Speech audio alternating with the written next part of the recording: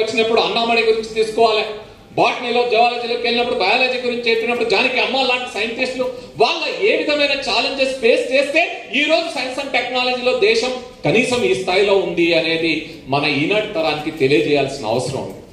Yes, ఇంతకుముందు sir అన్నట్టు తెలకపల్లి గారు అన్నట్టు ఆ హైటెక్ సిటీలు ఇవి గుర్తొస్తా ఉన్నాయి. కానీ భారతదేశాన్ని సైన్స్ రంగంలో ప్రపంచ స్థాయిలో నిలబెట్టడానికి ఏఎస్ చేసిన కృషి ఏంటి, ఎలక్ట్రానిక్స్ రంగమే కాకుండా అణురంగంలో కూడా ఆయన చేసిన కృషి ఏంటి.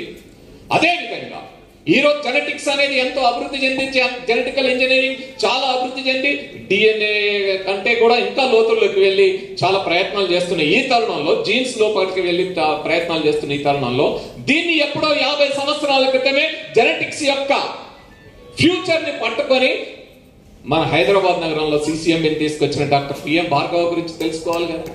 ఏంటి ఈ సైంటిస్టుల యొక్క ప్రత్యేకత ఏంటి? భారతదేశంలో దేశానికి స్వతంత్రం వచ్చిన తర్వాత వీళ్ళు చేసిన మొట్టమొదటి పని ఏం తెలుసా? మేము సైంటిస్టులు మనకి కాలు రేగరేయాలి. ఇండియన్ సైంటిఫిక్ వర్కర్స్ అసోసియేషన్ అని ఒక సైంటిఫిక్ వర్కర్స్ అసోసియేషన్ స్టార్ట్ చేశారు.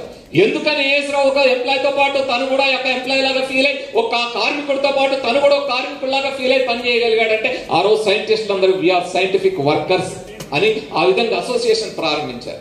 ఈ అసోసియేషన్ ప్రెసిడెంట్ ఎవరయ్యా అంటే prime minister of India doctor మన జవహర్లాల్ నెహ్రూ గారు. ఆ రకమైన వాళ్ళు ఆ విధంగా కలిసికట్టుగా సమిష్టి తత్వంతో పనిచేశారు కాబట్టి ఈ రోజు ఈ సైన్స్ రంగంలో ఇంత స్థితికి రాగలిగింది. వీళ్ళందరూ కలిసి చేసిన ఇంకొక కృషి ఉంది.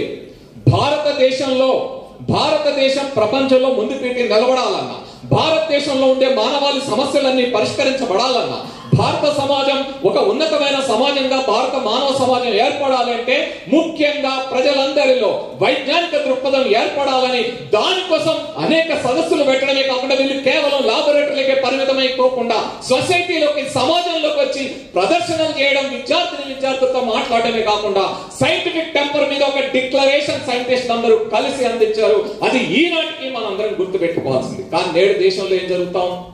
ఆ సైంటిఫిక్ టెంపర్ ని నాశనం చేస్తూ, ఆ వైజ్ఞానిక సంస్థల్ని దివాలా తీయిస్తూ